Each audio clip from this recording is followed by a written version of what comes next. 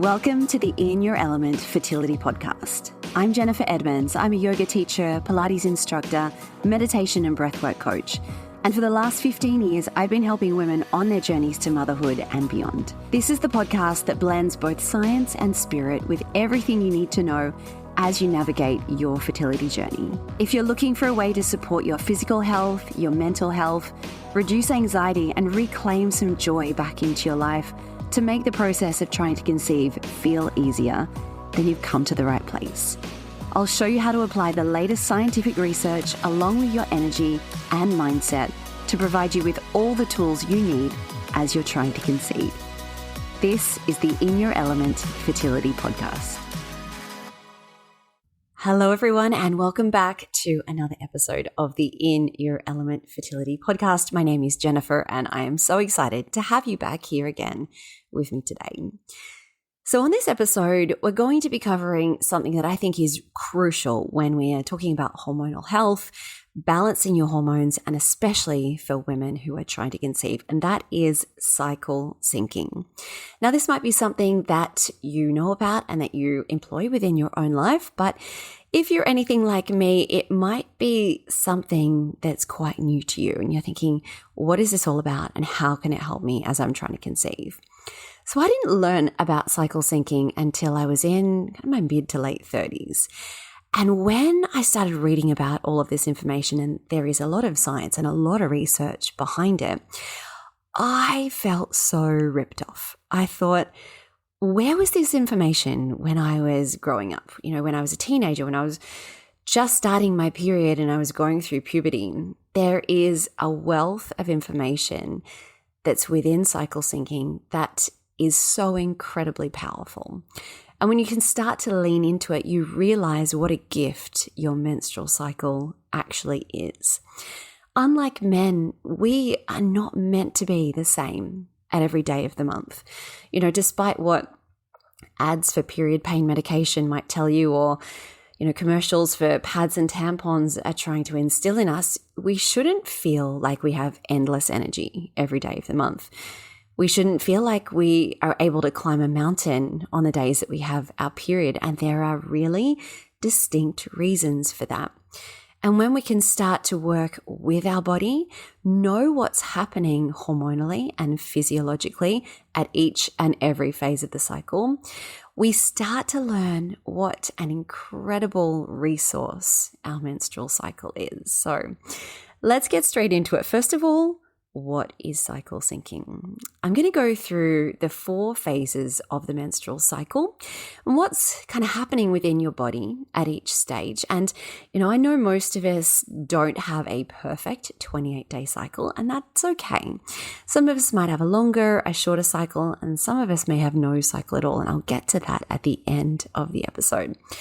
But for today's purposes, we're going to kind of talk around a general guide as a 28-day cycle. So we'll start with menstruation, or your period. So this is the stage of your cycle where your energy levels and your hormone levels are at their lowest. We often don't realize what it takes for our uterus to shed the lining and all of the buildup from the previous month's cycle. Now, your uterus is actually a muscle, and it is working hard just as any other muscle would be in order to do what it needs to do. So when you have your period, you might notice, or when you start becoming aware of this, you may realize that you don't want to bounce out of bed and go to the gym at 6 a.m. You know, you don't want to go to a loud cocktail party after work on a Friday evening and talk to 100 people. You don't have the energy to go on a 4-hour hike on the weekend, and all of this is okay. So when we have our period, it is a time to rest and really lean in to taking whatever space you need to. I really like to kind of use this as not an excuse to be lazy, but, you know, as an excuse to take a longer bath or have an extra sleep in, do some restorative yoga before I go to bed. The more we do this, the more we can nourish our body, and it will set you up for a much, much better month ahead. And I'll explain how that works a little bit later as well. The next phase of your cycle is your follicular phase. So here, your body is starting to increase its energy levels. We're starting to build our sex hormones as we are working towards ovulation. So your body is increasing estrogen, follicle stimulating hormone, luteinizing hormone. All of these hormones are working together in order to create that one beautiful, healthy follicle that will release an egg at ovulation. So at the beginning of your follicular phase, as you're coming out of your period, you may not notice that your energy is high straight away, but I do find for myself and most of my students, it is kind of within that end of that first week that you get that little burst of energy. So we can start to work with this. Here's where we want to start increasing our exercise intensity, perhaps increasing our exercise frequency. It's a great time to start doing cardiovascular workouts, high intensity workouts, and really working with that building of energy and that building of the hormones that are coming within your body. As we get to the ovulatory phase, so this is like the peak of our cycle, our energy levels and our hormone levels should be at their highest. And if you are not noticing you get that increase in energy around ovulation, that is a little bit of a red flag and a reason to go back to thinking what you were doing during your period, or even doing that previous month's 2-week wait or that previous luteal phase. And we'll get to that in a minute as well. So hopefully, if your hormones are starting to synchronize and balance, ovulation is where you've got the energy, you want to go out and socialize, you want to go for those more intense workouts. Your libido levels should be at their highest during this phase as well. After ovulation, we work into the luteal phase. Now, if you're trying to conceive, this is also known as the infamous 2-week wait. And this is where your hormone levels are starting to change once again. Now, if you are pregnant, your progesterone levels are going to continue increasing, as will your estrogen. If you're not pregnant, you will still get that rise in progesterone, but it will then start to decrease as you get closer towards your period again. So either way, whether you are pregnant or not, this is a time where we want to start reducing that intensity within your life again. So absolutely still continue your workouts, but we're staying away from those high intensity workouts, bringing it more back to restorative yoga, going for walks, perhaps slower, more gentle, lighter weights at the gym.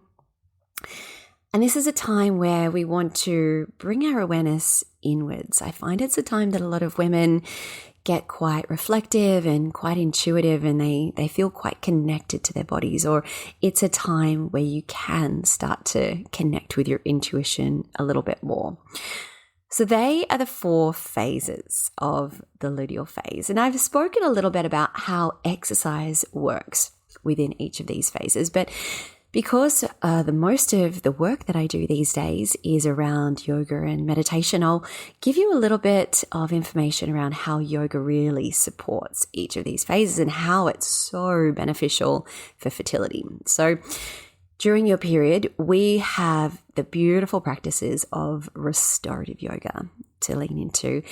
Now, these are wonderful for letting the blood release down through the cervix and out of the body. These are wonderful ways to release tension in the pelvis, release anything that's been stored in that body in the last month. So anywhere that you're holding on to emotional tension, we do lots of poses to release the hips and the lower back. And these are really wonderful ways to let go of PMS and period pain and discomfort as well. As we move into our follicular phase, we're building that energy, as I mentioned before, and here's where all of those warrior poses tend to come into it. A lot of standing work. We want to feel really grounded, really capable, really strong, but at the same time, increasing that energy and getting the blood flowing through the body. You know, blood is your body's delivery system for nutrients and hormones. And the more we can encourage blood flow throughout the body, the more we're going to be able to send blood to the reproductive organs, to the adrenal glands, the pituitary gland, all of the areas of the body that need to work together in order to get those hormones balancing. As we work into our ovulatory phase, again, we're increasing and maintaining those energy levels and that circulation. But now we start to really bring the energy downwards within the body. So for a really strong, healthy ovulation, we're trying to bring that energy downwards from the ovaries, drawing that beautiful, healthy egg into the fallopian tubes and into the uterus. And we do this with deep grounding postures like malasana, seated hip circles, lots of work to get that circulation going down to the pelvis. In the luteal phase, again, here is another opportunity for us to use our restorative yoga practices, but it isn't quite as relaxing and restorative as we are working in our menstrual phase. During the luteal phase, again, it's really important to encourage that blood flow because if we are pregnant, we want to support that growing baby. So getting all that fresh blood supply to uterus is so, so important. So let's move on to talking about lifestyle and how you can work this around your menstrual cycle, even your work, what you might do in terms of activities with your partner at this stage. And I know not all of us have the luxury of being able to do exactly what we want in terms of our career and our work at every day of our month, but here is a guide, and as much as possible, see how you can work this into your month and your schedule. So during our period, look, I'm not going to say take a day off work, but look, if we had the opportunity, I think we would all benefit from that enormously. But look, I know that isn't possible for most of us. So whilst you may not be able to have a day in bed and watch movies and catch up on your favorite books, see where there are little moments throughout your day to find moments of rest and stillness. So does that look like a 20-minute nap in the middle of the day if you're working from home, or perhaps when you get home after work? Can you go and sit in a park and just take a few deep breaths while you're eating your lunch as opposed to sitting at your desk and continuing answering 100 emails? Can you go for a gentle walk in the morning as opposed to rushing straight off to work? Any way that you can bring in just some moments of stillness and moments of presence into your day. During your follicular phase and as you're working up to ovulation, here's where you have more energy. And a lot of women like to say, these are the times to go for those more difficult conversations where you have more confidence. Do you want to ask for a pay rise? Do you need to go into a difficult presentation? Is this where you're doing pitches, presentations? This is a time to really work with your energy and know your power. Lean in to how powerful and capable and confident you're feeling. As we get into our luteal phase, as our energy levels are decreasing again, like I mentioned before, it is more of a reflective time. Perhaps you don't want to be going in a million miles an hour and rushing. So I like to leave this time of the month for more kind of repetitive tasks, things that don't take so much energy. Maybe it's catching up on budgets, profit and loss statements, going through your financials, catching up on emails, doing data entry, sorting out your folders, your inbox, just getting your life in a little bit more order. So if you can start to work your life, your career around those cycles as well, it makes a big difference. And if you think about your social life and your life with your partner, again, during our period, this is probably not a time we feel like going out and enjoying a big party and having dinners till late at night and enjoying a glass of champagne. Look, if it is and you can't avoid it, then that's understandable. But perhaps this is a time where you say, hey, let's have a night in. Let's order some takeaway. Let's have a date at home. You can cook for me. As you're getting into your follicular and then the ovulatory phases, maybe you plan a date night around ovulation. Maybe as you work towards ovulation, you're doing some outdoor exercise together. This is a time where you may feel like catching up with friends. Maybe you have slightly more higher tolerance for people who may not always say the right thing. You may not, and that's absolutely fine. But if you know that catching up with people is important to you, that's a good time to add that into your schedule. And again, as we get to that luteal phase, can we start to bring that intensity back down again? Maybe that's a time where you go to your local favorite restaurant and just have, a really chilled night together. Perhaps, you share a couple of your favorite dishes.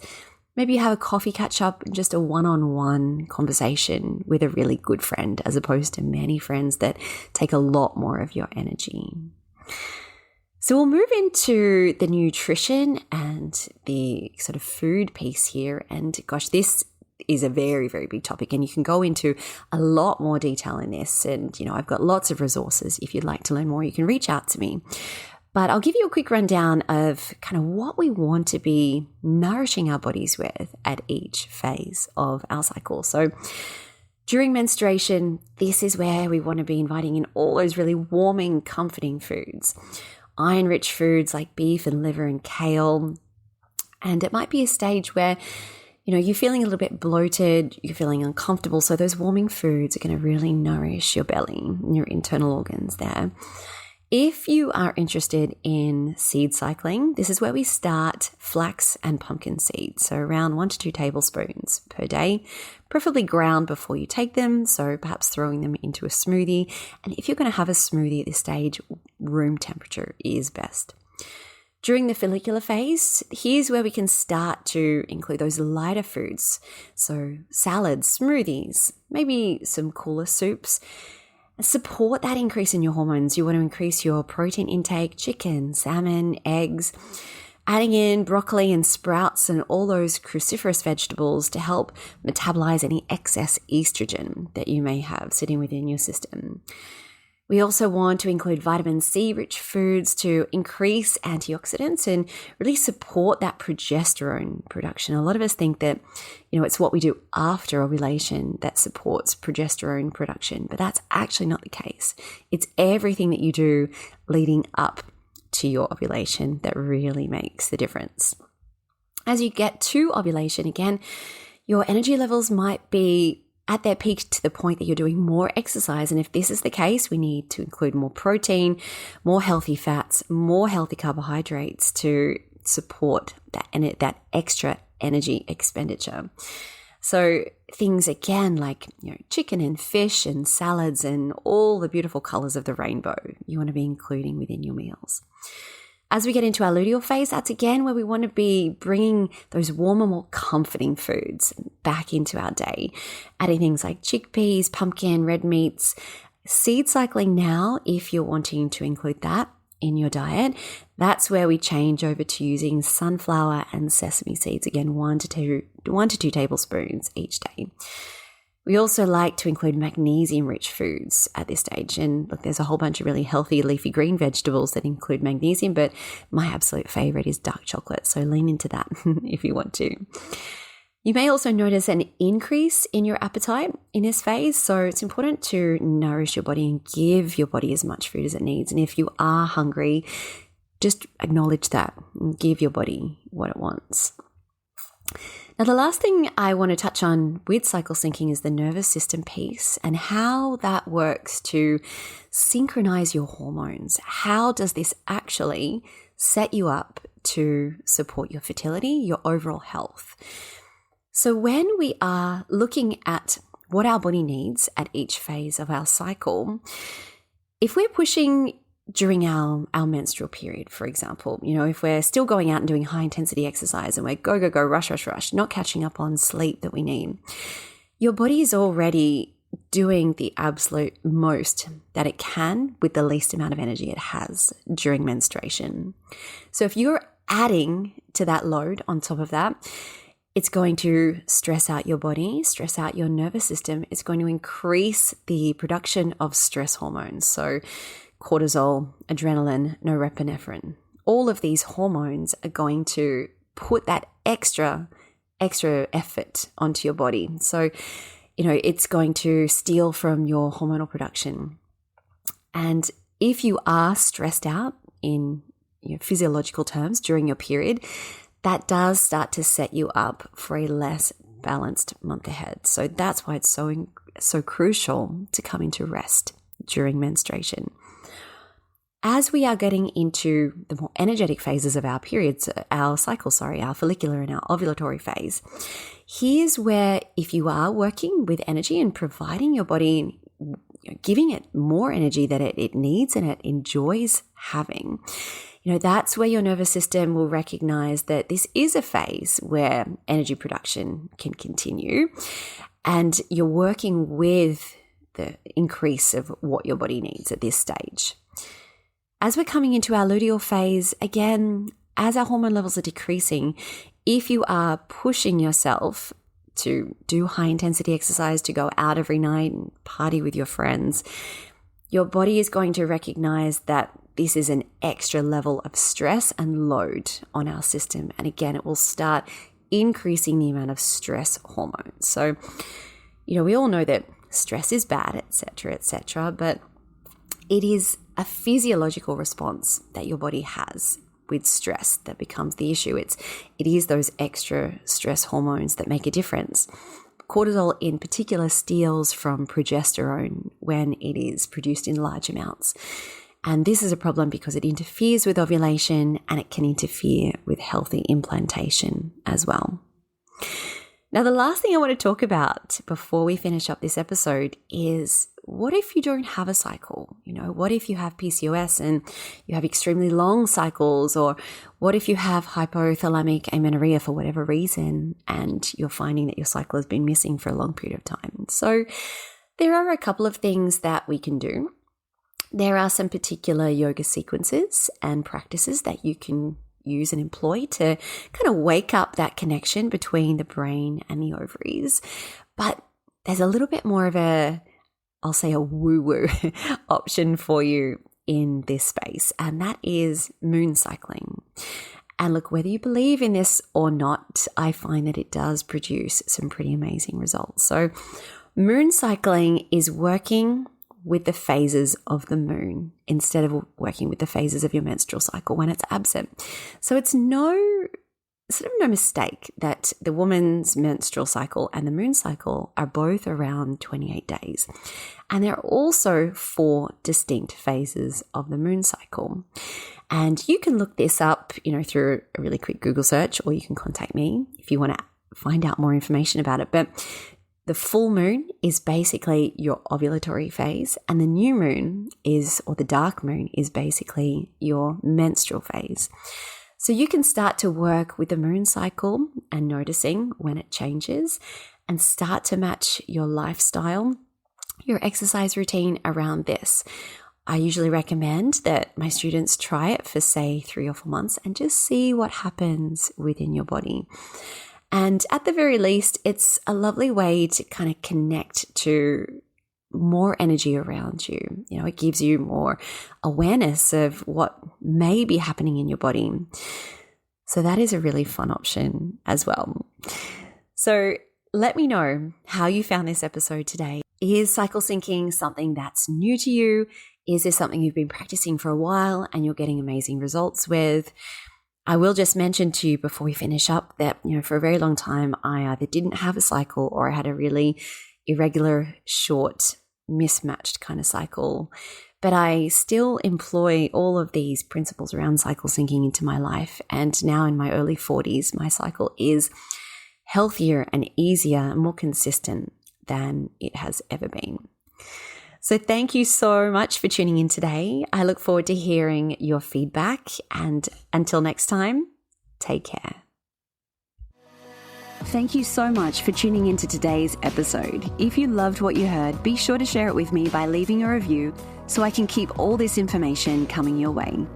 If you aren't already following me on social media, check the links below in the show notes to join me for more daily tips to support your fertility journey. And don't forget to visit my website to learn more about how the beautiful practices of yoga, meditation, and breathwork can support you as you're trying to conceive. Until next time, sending you all my love.